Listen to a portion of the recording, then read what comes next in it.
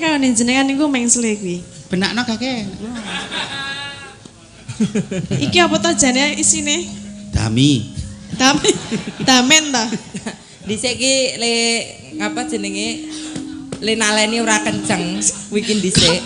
Munine blok-blok ngono. Gunamu suarane kok Aja. ngono. Enggak boleh pegang. Gunakan. Kok kaya meme kasur ngono. Gunamu tak gawe. Alah. Kowe kendarani asli ya meneng. Gak aku lek Sukimene ngono kuwi. Rasa sok cantik. Sok cantik, sok anggun, sok elegan. Nek kene plak-plak nek kene. Loh, menine dok-dok. Iki tandane sing ora. Coba ngitatin ditutup. Ayo. Mbak, sekarang itu eranya keterbukaan, transparansi, ojo ngantek engko dadak presiden guru bahwa itu suatu kebohongan. Lah aku enggak bohong loh. Aku ngakone aku lanang, aku Sukimen iki prabote palsu. Lah kowe ngaku apa ora? Ha iki rasa dicoba ngono wis Ya aku dibuktekke. Apa golek nggon? Anu, Ya, anggere muni temu sindan wedok kok lanange ketok ya.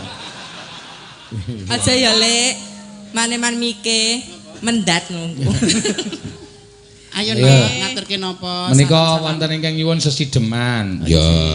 Iki kersane Mbak Ika ning Mbak Ika ora rawuh. Ya. Ya diganti kowe. Absen. Kula. Heeh. Oh nggih. Angge bawa mboten? Nganggo. Nganggo no tati no ra bawa ngisini-sini. Mbak Tati kok dengaren karo Pak Seno kok alus ya. Halus semen heeh. Alus. Urung, mengurung. Kok dilitnya ra atose metu.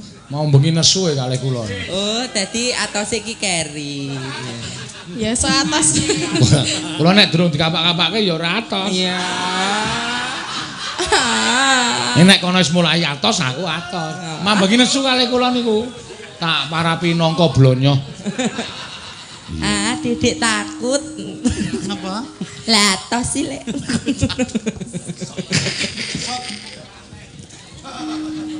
Iya. Aku ora omong ah.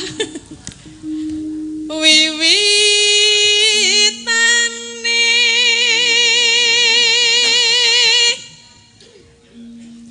anderek sang peke Priya bagus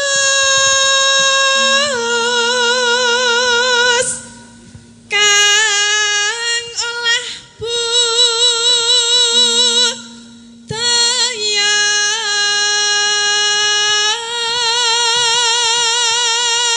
Pak Seno. dalam. Kula nyun idi palilah panjenengan wong dasare sesuk-esuk kula ya ora main esuk. Nggih. Main kula siang kula mboten matuk mawon kowe mulya dhewe ya, Nduk. Lah kan nang ndi? Aku wis dicim Karang Taruna kene. Sapa? Mas Kuncung. Kargo apa? Ya ora ngerti jenenge wong priya diwasa ngerti wong wedok kaya ngene rak ya hawani ya ngerti dhewe kok dadak tekon. Terus arep ngopo ngono lho. Ya tekon Mas Kuncung aku ora ger pasrah. Aku ket mau ket sampean munggah panggunge awane arep gumoh wae. Alah. Sawan menyang kuda. Kene iso. Ya iso aku mau mbok kok. Mau suara wedok lho. Wis ngene wae cukup kuwi mampune ya kuwi. Oh, berarti iso mergo dikempit ngono ki. Ya nak lanjut nak. Sawan menyang kutha gedhe.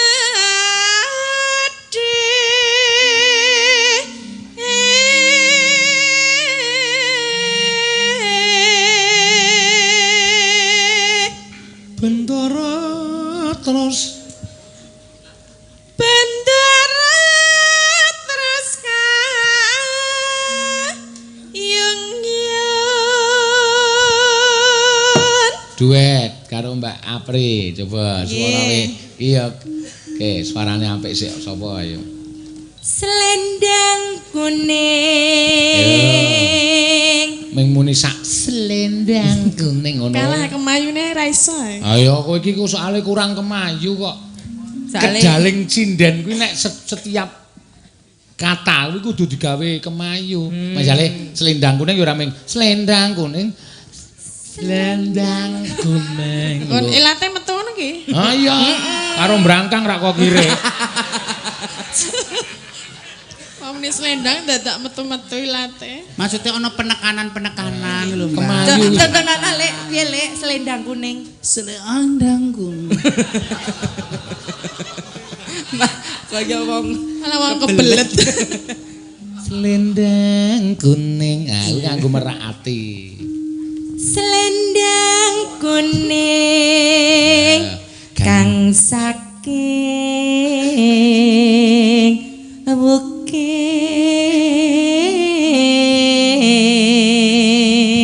Ayo kowe suara kurang bermana. Digawe merak ati ya ora wis kaya banel 300 ngono. Apa? Bandel 300. Apa? Banel 300. Dadi nganggo ekspresi lho Mbak aja gurwaton glinding ae. Kon senyum ra iso. Iso wae. Senyum sik ngono lho. Upama ora kesem karo pasuryane paling ora kesem karo suarane.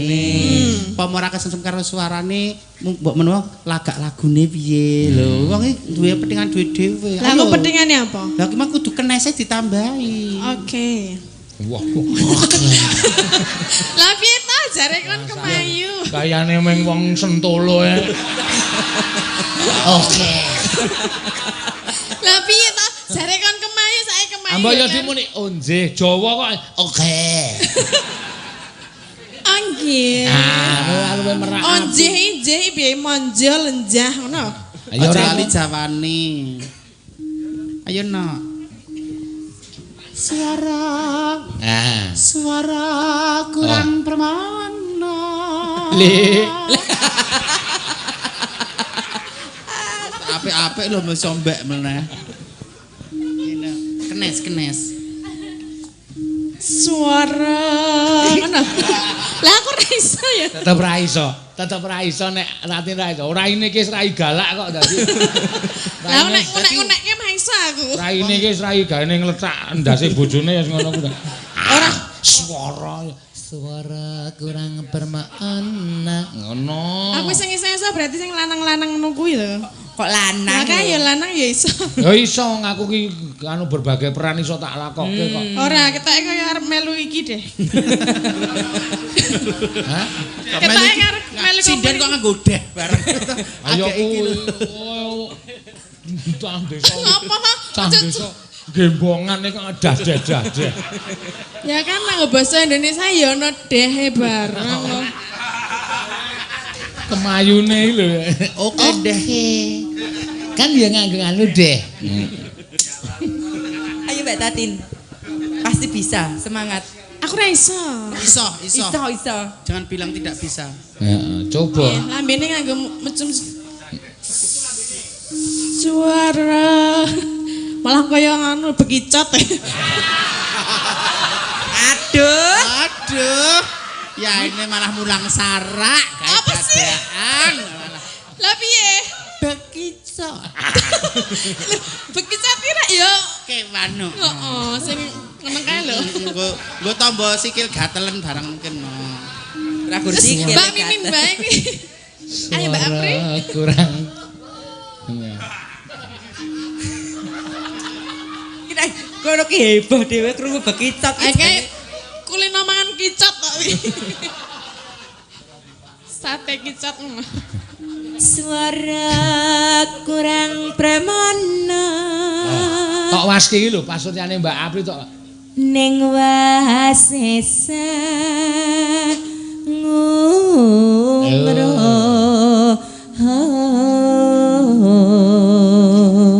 Mula nadyan piyai kakung nyandang wedok ning nek krungu suarane akeh sing do wah jan upama wedok tenan. Nah, mungkin aku mbiyen munggah pertama panggung kowe meh kegut ya.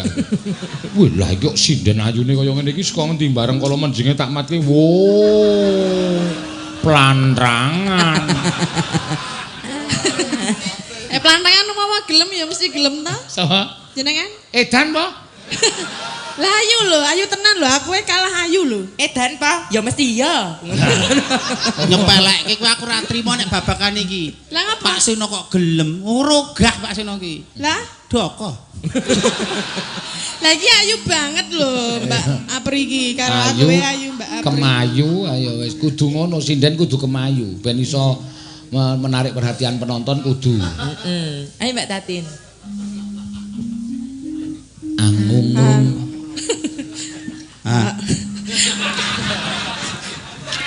Lek kimen nisan. Angung marang bendara. Angung marang bendara. Lho apa dikawat sik Tin, men ketok kemayu ora. Untune sapa jenenge? Untune Apri wis kawatan. Kuwi nek matamu dikawati piye? Enggak nggih wajah to kok nggih. Lipat lho. Aku arep muni lho, aku arep bales lho. Emak Piye? tak ajar kowe. Kah? Ampun dikawat mesake. Lah, Dikrangkeng mawon. Kerangnya kayak jelly. Tiah sun lestio.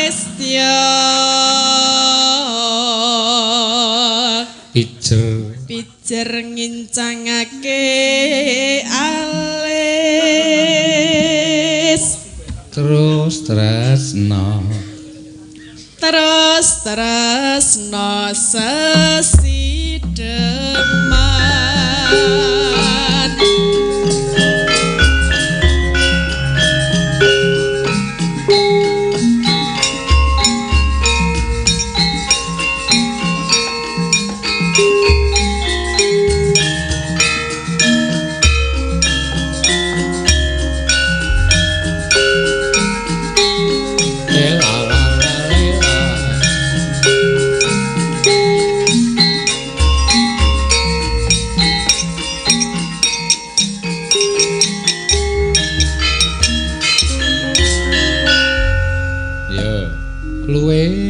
Sing penting senyum.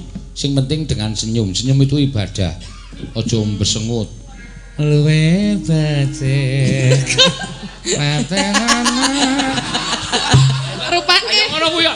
Luwe becik. Patenana. Engko rak bojomu nang omah. Wah, bojoku pekok po ya. Aduh ya. Iya. Ya untune kudu ketok. Iya. Rada mbah sithik. Iya. Lah, untune ketok. Tapi jare kan kayak Pak Seno mau lho. Kan ngene. Luwe becik. Kayak dengan senyum. Iya. Mas Gatot jan. Kayak iki mau jane guyu sikit mau ning keri nang peteng iki keri ta. Kaya wong glegen kan lho. Luwe becik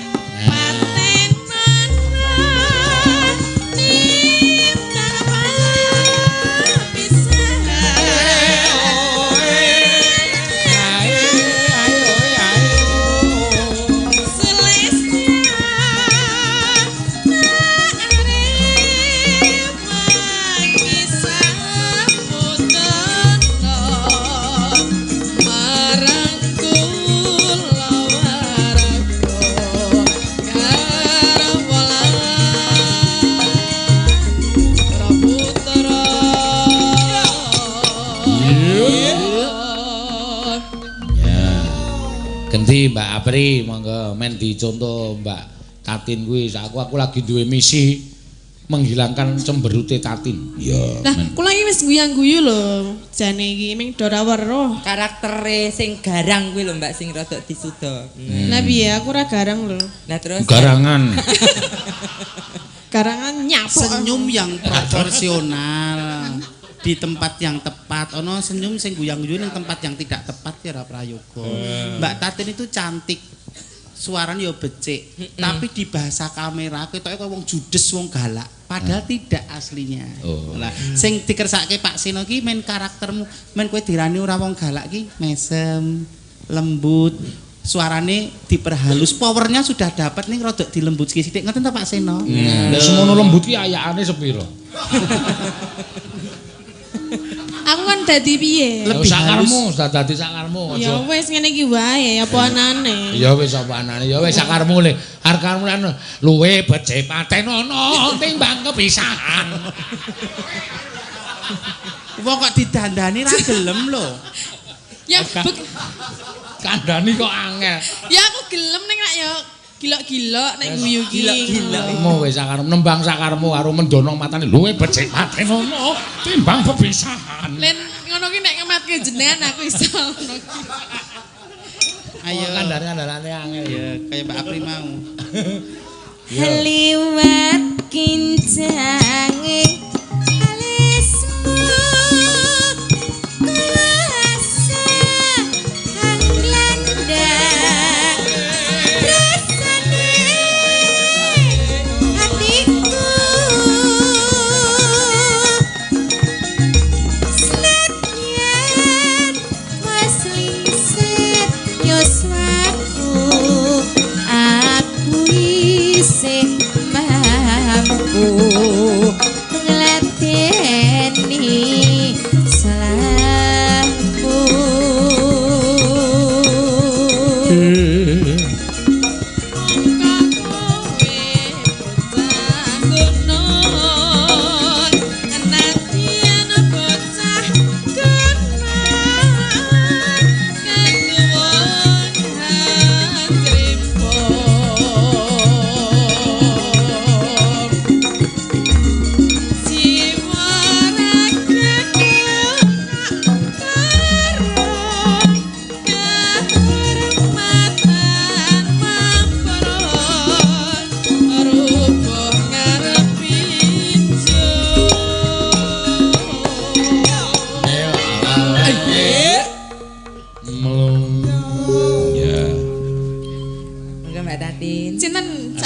Sakarepmu.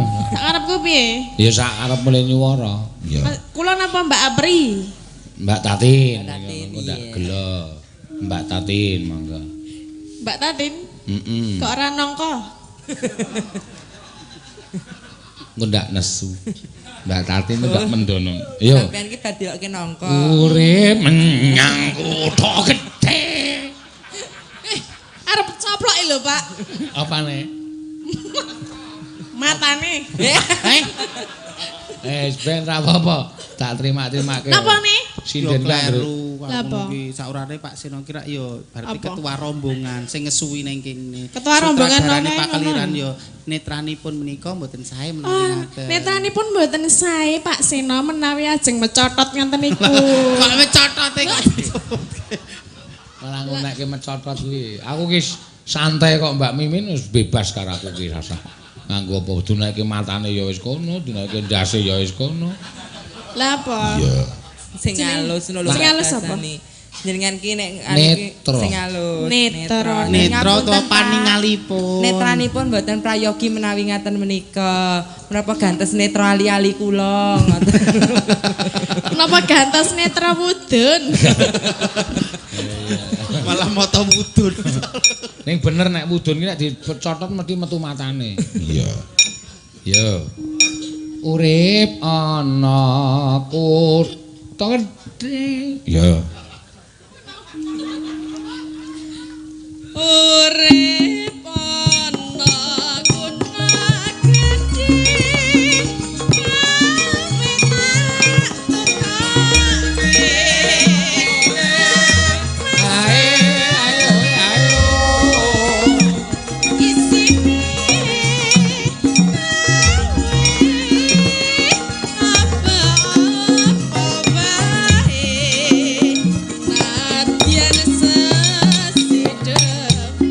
Ya.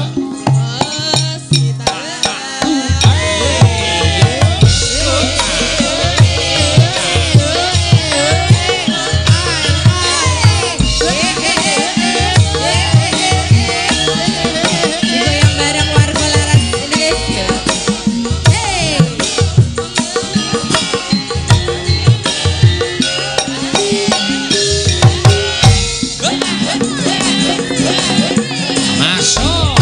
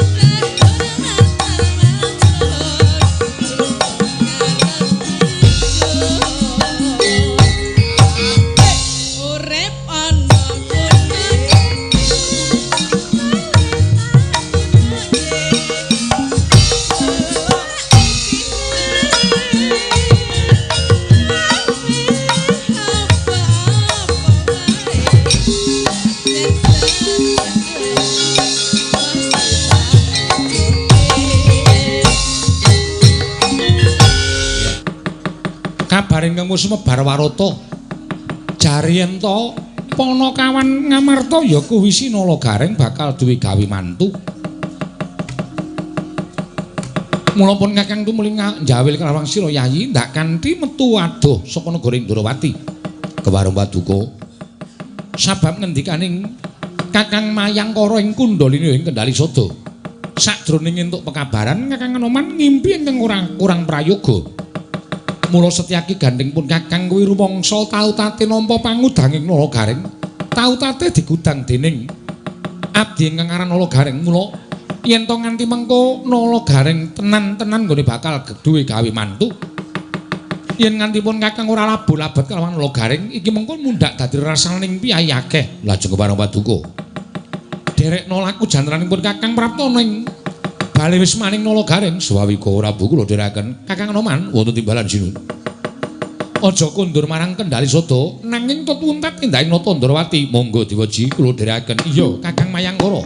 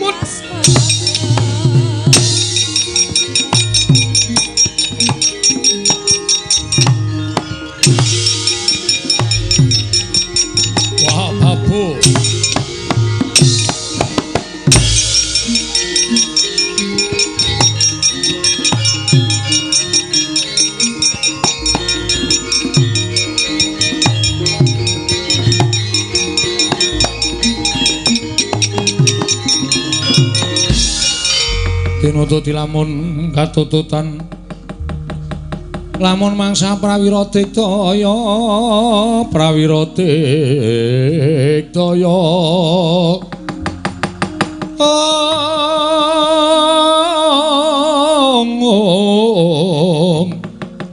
Ronanggana magawe gelar Irawang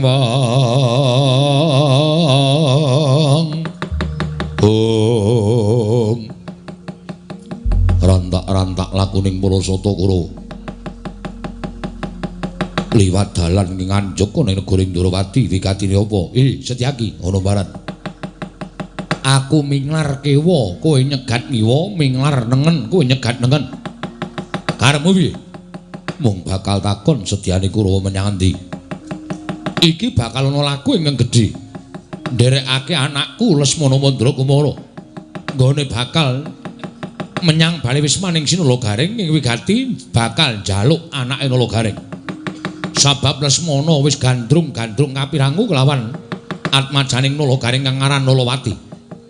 Yen ngono kena tak pamake bakal ngrusak marang Pagerayu. Lho, ngrusak Pagerayu piye? Kabar sing tak tampa yen to Nala Garing bakal duwe gawe mantu. Tegese wong duwe gawe mantu kuwi mesti ana calon temantening lanang. Lah kok dadi iki Lesmana diarak marang bali wis maning Nala Garing kang mangkono bakal ngrusak bebrayaning atmajaning Nala Garing. Aja ngawu gawar ngawur kowe. Calon manten lanang ya Lesmana kuwi. Aku ora percaya merga lakon sing wis kelakon pendak-pendak putra ngestina nggayu wong wadon mesti ora bakal kasembatan. Siji ora kelakon, loro sing wadon mesti ora tresna karo putra ngestina. Mula ora sanduk teruske nggonmu prapteng bali wis maning Nala Garing. Ayo semingkir. Ayo bali. Lho. Nundung marang para Satakara, apa babamu? Gelem bali apa ora? Ora gelem bali tak babati gamarmu tak gulungi genderamu Kartomarma. kagiat risang kapirang uri nangkul kinempit kempit dosang reknaning bawono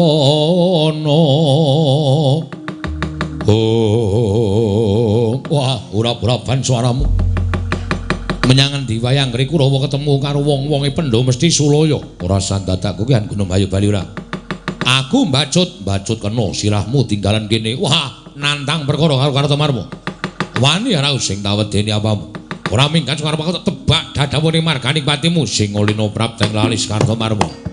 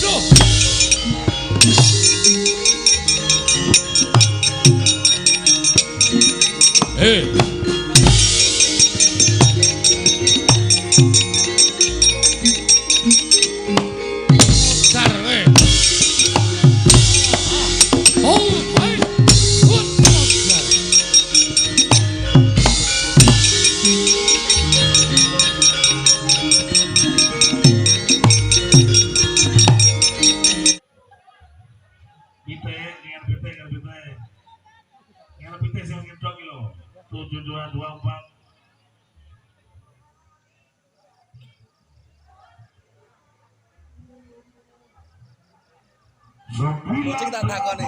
Cing. Untuk tiket ora, Cing? Deh, aku terus. Kayak tuku kopi to. Aku tau liblok kono aku parani koncoku sak Taiwan kuwi to.